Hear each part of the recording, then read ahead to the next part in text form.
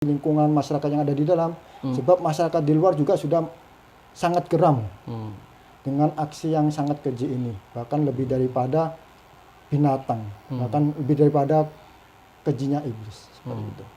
Nah, memang ini disangkakan delik yang dimasukkan itu pertama delik 340, yaitu pembunuhan berencana, hukuman maksimalnya hukuman mati.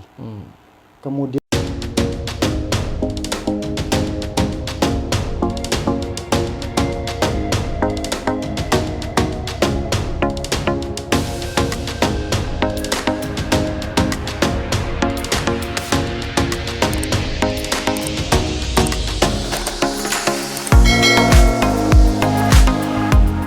Selamat pagi, Assalamualaikum warahmatullahi wabarakatuh.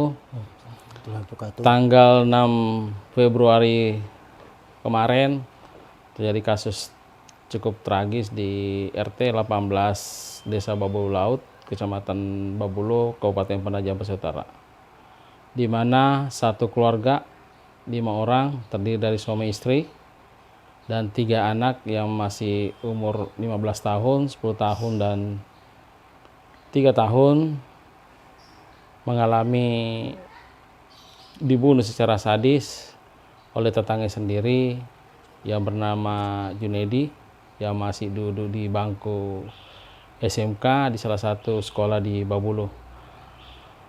Hal ini menggemparkan bukan hanya di Kabupaten Penajam Pasir Utara, di Kaltim, namun Indonesia. Dan ini adalah sejarah kelam bagi Penajam Pasir Utara, karena sejak berdiri 2002 ini adalah kasus pertama kali di mana ada 5 korban tewas yang dibunuh hanya 1 orang. Nah, pagi ini saya bersama dengan pengacara keluarga korban, yaitu Pak Bayu Mega Malela. Nah, bagaimana situasi pihak keluarga sendiri, kemudian kronologis pembunuhannya ini seperti ini. Hari ini saya berbincang-bincang dengan pengacara korban. Bagaimana Pak situasi sekarang ini pihak keluarga sendiri Pak, mulai sampai hari ini Pak? ya, terima kasih kepada Bapak Samir dari rekan media. Untuk saat ini mungkin kondisinya masih sama seperti yang awal mula kejadian itu. Mereka masih shock dengan apa yang telah terjadi. Dan kemarin sore saya barusan juga dipanggil oleh pihak keluarga, juga sekaligus bertemu dengan Kapolres, yaitu bertemu di rumah salah satu warga di tempat dekat rumah dari korban. Di situ kami dikumpulkan baik dari warga maupun dari keluarga korban dan juga dari kepolisian. Baik itu dari ada Kapolsek, dari Kapolres, juga ada utusan dari Polda. Itu terkait dengan suasana di mana ada indikasi bahwa masyarakat di sana itu ingin melakukan aksi balas dendam, atau bisa dikatakan ingin membalas perbuatan yang dilakukan oleh pelaku, yaitu ingin merusak rumah pelaku dan juga rumah saudara pelaku. Gitu. Sehingga kemudian saya ke sana jam 2:30 karena ini mepet, jadi saya ngebut dan sampai sana. Dan alhamdulillah itu masih bisa kita dikendalikan oleh kepolisian, pihak kepolisian, dan didudukkan bersama agar tidak berbuat anarkis atau bermain hakim sendiri. Dan kami juga menyampaikan kepada Kapolres pada saat itu, berharap kalau memang agar itu tidak terjadi perbuatan anarkis itu, maka permintaan kami dan juga sebagai kuasa hukum dari keluarga korban, agar seluruh keluarga pelaku untuk tidak lagi tinggal di lingkungan di RT 18 maupun di PPU. Jadi kami berharap seluruh keluarga pelaku untuk bisa pergi dari PPU. Karena apa? Sebab kalau mereka tidak segera untuk pindah domisili, maka yang dikhawatirkan bukan saja dari lingkungan masyarakat yang ada di dalam, sebab masyarakat di luar juga sudah sangat geram dengan aksi yang sangat keji ini, bahkan lebih daripada binatang, bahkan lebih daripada kejinya iblis seperti itu. Pak, kalau melihat ini dengan pelaku dengan korban ini kan bertetangga ya, Ya, betul sekali. bertetangga sekali dan ini berdekatan sekali, Pak. Apa sih motifnya pelaku ini? Ya, ada beberapa versi yang berkembang. Tapi saya mungkin ini kami menduga bahwa memang di rumah korban itu ada seorang anaknya yang pertama itu di usia 15 tahun.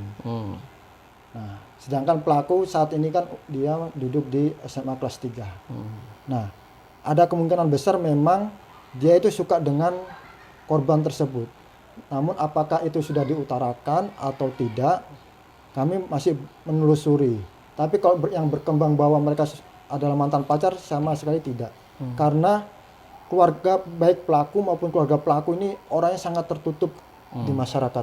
Tidak mau bergaul, tidak mau berinteraksi, dan selalu sering membuat onar di masyarakat. Baik ketika pada saat kejadian ini maupun dahulunya sudah sering membuat onar. Seperti itu. Berarti tidak ada, tapi dendam memang ada ya? Ya, atau gimana? kalau terkait dengan dendam ya kami juga menduga ada dendam, karena kalau informasi memang sempat ada terjadi silang pendapat antara keluarga pelaku dengan korban. Yaitu terkait dengan tanah. Tapi ini apakah ini sudah tuntas atau tidak, saya masih belum paham, sebab dulu itu tanah memang dibeli oleh korban, itu tanah milik pelaku. Tapi dia tidak membeli langsung oleh pelaku, tetapi membeli dari tangan kedua, karena itu tanah itu sudah dijual oleh orang lain dan orang lain itu menjual kepada korban. Nah, ketika akan melakukan untuk pelepasan hak, korban ini diminta untuk, kan korban meminta supaya ada tanda tangan sebagai pelepasan hak. Maka oleh keluarga pelaku ini dia meminta uang 4 juta untuk hanya untuk tanda tangan saja. Tapi setelah ada dirundingkan ada kesepakatan deal di angka 1 juta. Nah, dari situlah sudah selesai untuk permasalahan itu. Sebenarnya kan kalau tanda tangan itu kan gratis. Tapi dia meminta dengan nilai yang sangat besar seperti itu. Sedangkan dia beli tanah itu dari orang sebelumnya itu harganya cuma 15 juta. 15 juta. Iya, seperti itu. Pak, hasil visum kemarin kan sudah keluar tuh ya. Dan pengacara pasti tahu itu. Iya, betul. Apa sih Pak hasil visum itu sementara? Ya, pertama hasil dari visum itu memang terjadi bekas luka yang sangat banyak. Dari semua korban, yang ada 5 korban itu, dari bahkan dari leher ini, itu semua mengalami korban ini. Lalu kemudian ada juga tindakan asusila di dalamnya, pemerkosaan terhadap istri korban, juga pencabulan anak di bawah umur yang ada di situ 2 korban. 2 korban itu. Iya. Anak yang pertama sama anak yang kedua. Itu. Katanya setelah melakukan pencabulan, setelah pembunuhan itu HP korban sama uang diambil juga. Ya, betul. Jadi ketika selesai melakukan aksi, pelaku ini melakukan aksi itu bergantian. Pertama dari kamar yang dihuni oleh istri dan 2 anaknya, kemudian ke kamar yang dihuni oleh anak yang pertama. Setelah melakukan aksi pemerkosaan korban tersebut yang sudah menjadi mayat, maka dia kembali lagi ke kamar istri korban ini untuk mengambil, pertama dia mengambil uang. Berapa ya, Pak? Pertama dia melihat ada dompet di atas meja, kemudian dilihat ada uang 300.000. Tapi yang diambil uangnya saja. Kemudian dia mengambil 2 HP yang ada di kamar yang ditempati oleh istri dan 2 anaknya. Setelah dia mengambil itu, dia kembali lagi ke kamar anak yang pertama untuk mengambil HP-nya. Jadi ada 3 HP yang diambil. Setelah dia berada di luar rumah, setelah dia keluar rumah, maka 2 HP dirusak, dihancurkan. Lalu setelah itu dibuang ke sungai. Jadi yang dibuang ke sungai itu ada 3 HP. Seperti itu. Dan itu salah satu adalah untuk menghilangkan jejak. Awalnya katanya pelaku ini sempat minum ya? Ya, jujur. Jadi betul sekali ya. Jadi sebelum dia minum, mungkin saya akan menceritakan kronologis dari awal, dari mana rekonstruksi ulang itu. Sebelum dia melakukan aksi minum, dia ingin memperbaiki HP. HP-nya dia yang rusak. Jadi dia ke kantor, baikin HP dan bertemu dengan 2 temannya. Jadi dia bertiga. Nah, setelah selesai memperbaiki HP, maka dia si pelaku ini mengajak dua temannya untuk minum, yaitu minumnya alkohol dicampur dengan extra jos. Extra jos. Ya itu minum, tapi yang satu tidak karena dijemput orang tuanya jadi dia tidak ikut minum. Jadi yang minum ada 2 orang. Nah setelah minum berdua mabuk, nah di situ ada niat timbul. Apakah timbul ini sudah dari awal sebelum dia minum sudah dia rencanakan, tapi ketika dia minum dia merencanakan hal tersebut, yaitu pemerkosaan. Tapi temannya tidak mau. Enggak, sudah diajak temannya satu. Temannya sudah diajak, tapi alhamdulillahnya temannya tidak mau ngikutin itu. Iya. Selanjutnya setelah itu, Pak? Nah, setelah itu akhirnya karena temannya tidak mau, jadi dia melakukan aksinya sendiri. Dia pulang ke rumah dengan membawa segala macam peralatan. Jadi ada parang yang panjangnya sekitar 53 cm. Kemudian ada senter, itu yang dia bawa. Dia menggunakan kaos dan celana pendek. Nah, kemudian sebelum dia masuk ke dalam rumah, maka dia mengintai dari balik jendela.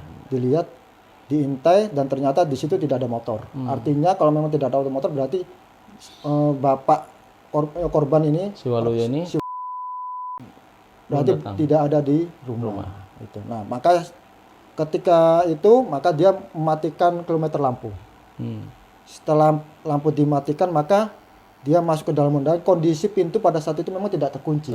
Karena memang kebiasaan di kampung itu seperti kalau satu anggota keluarganya yang belum datang, belum pulang, maka biasanya tidak dikunci. Nah, disitulah dia dengan mudah bisa masuk menyelinap ke dalam rumah tersebut. Nah, setelah itu kemudian ketika dia sudah masuk, tiba-tiba ada motor terdengar. Dan itu adalah motor korban. Suami korban itu motor. Kemudian maka dia bersembunyi di sisi pintu, bukan di balik pintu. Jadi di sisi pintu. Nah, ketika korban ini membuka pintu, maka seketika itu dengan sangat cepat, maka dia langsung itu lebih dari 3 kali ditebas.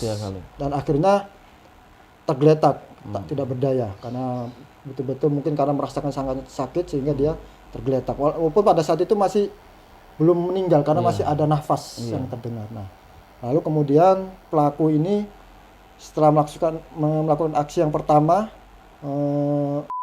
bapaknya, kemudian dia masuk ke kamar pertama yang di situ ada 3 korban, yaitu ada istrinya, kemudian ada anak yang kedua dan anak yang terakhir, anak yang ketiga. Nah, disitulah kemudian dia langsung tanpa pikir panjang menebak istrinya. Sama seperti yang dilakukan dengan suaminya. Dan memang pada saat itu tidak ada yang bangun. Tidak ada yang bangun. Dalam keadaan tidur ya? Tidur, betul-betul tidur. Karena memang sangat cepat kejadian itu. Setelah istrinya, kemudian anak yang ketiga dulu. Setelah anak ketiga, kemudian anak kedua. Setelah semua selesai, maka dia keluar, pindah ke kamar yang dihuni oleh anak pertama. Lalu setelah itu, dia melakukan hal yang sama juga.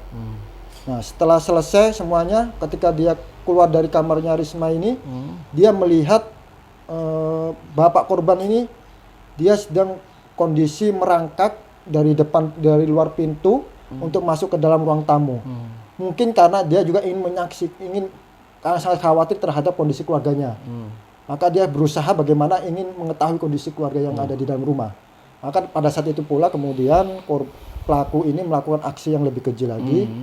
Pertama, dia menindis, sempat dia ingin korban, ditangkap oleh korban.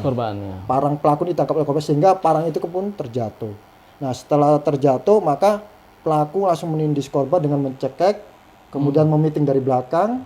Setelah itu diambil lagi parangnya untuk bukan saja, dan lebih kejinya lagi dia kemudian di belakang leher ini parang.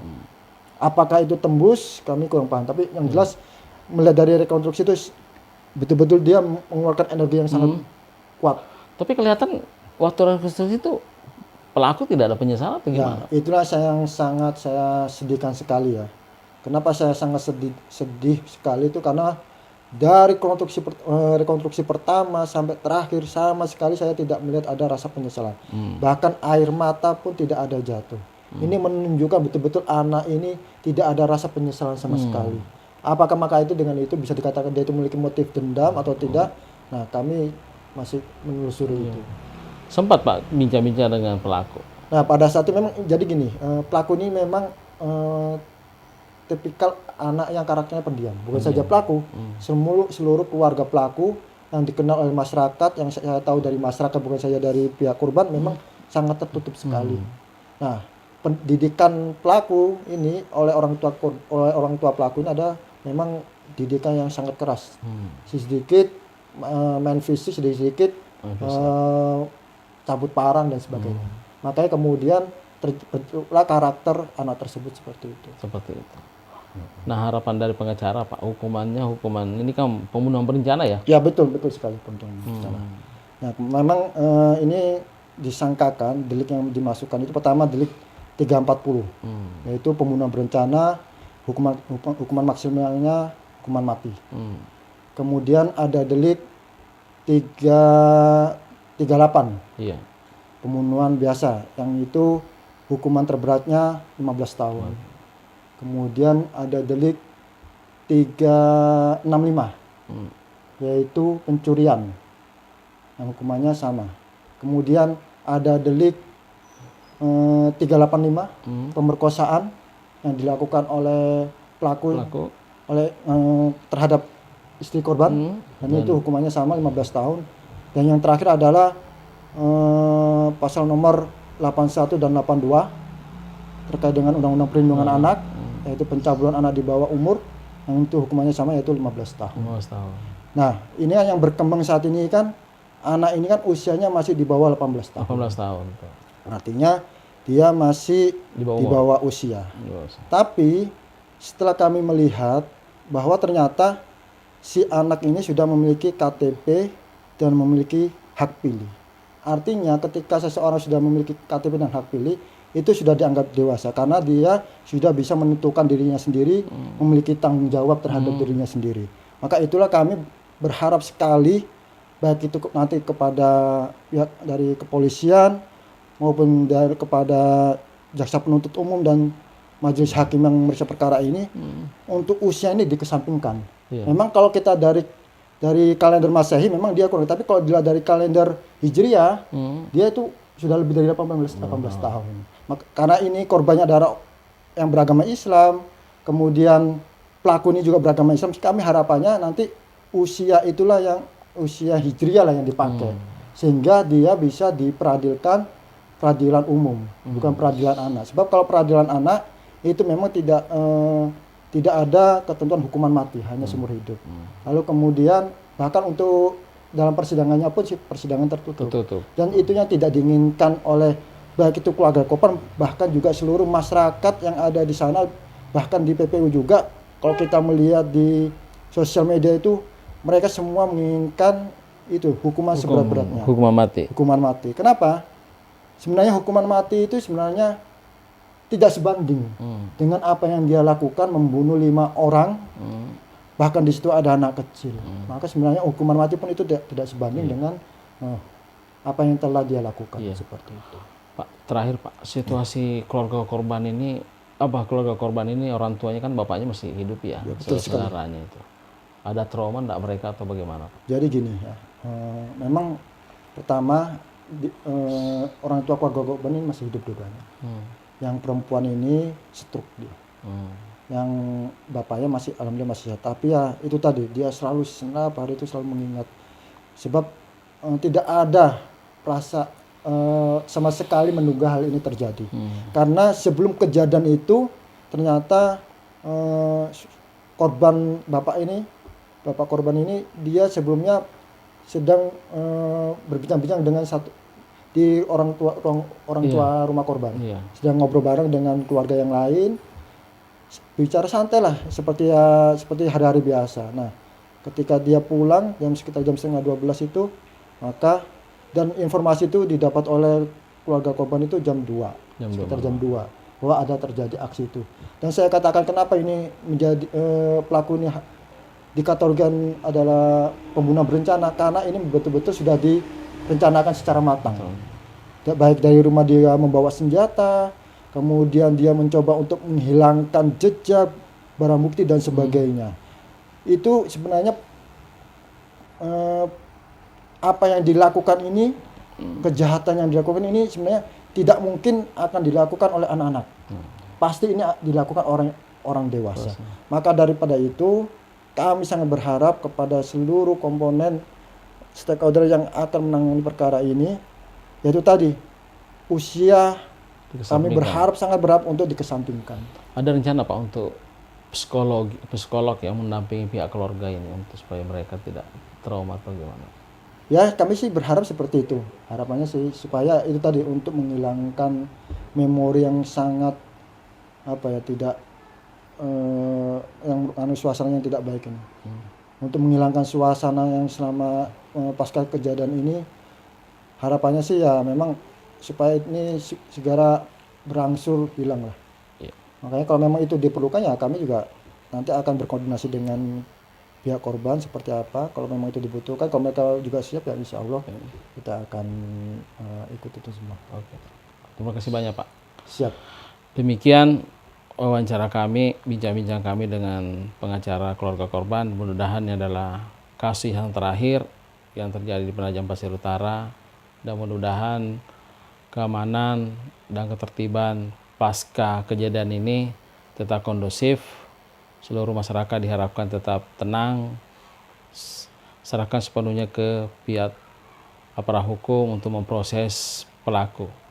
Demikian, Assalamualaikum warahmatullahi taala wabarakatuh. Waalaikumsalam warahmatullahi wabarakatuh.